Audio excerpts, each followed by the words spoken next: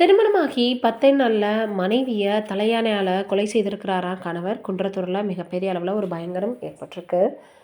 குன்றத்தூர் அடுத்த 3ஆம் கட்டளை தளபதி தெருவில் வசித்து வந்த கணினி மென்பொறியாளரான விஜய், தனது அலுவலக சக ஊழியரான யுவஸ்ரீயை காதலித்து டிசம்பர் 13ஆம் தேதி காதல் திருமணம் செஞ்சுக்கிட்டாரு. திருமணத்திற்கு பிறகு இருவரும் வாடகை வீட்டில் தனியாக வசித்து வந்திருக்காங்க. இந்த நிலையில் செவ்வாய்க்கிழமை யுவஸ்ரீயின் தங்கையை வீட்டிற்கு சென்றபோது வீடு பூட்டியிருந்திருக்கு. பலமுறை கதவை தட்டியும் திறக்கப்படாதனால சந்தேகம் அடைஞ்சவங்க உடனடியாக காவல்துறைக்கு தகவல் தெரிவிச்சிருக்காங்க. தகவலின் பேரில் சம்பவ இடத்திற்கு வந்த குன்றத்தூர் காவல்துறையினர் வீட்டின் கதவை உடைத்து உள்ளே சென்று பார்த்தபோது யுவஸ்ரீ உயிரிழந்த நிலையில் படுக்கையில் இருந்திருக்கிறாங்க. அதே வீட்டில் விஜய் தூக்கில் தொங்கிய நிலையில் இருந்திருந்தது தெரிய வந்திருக்கு.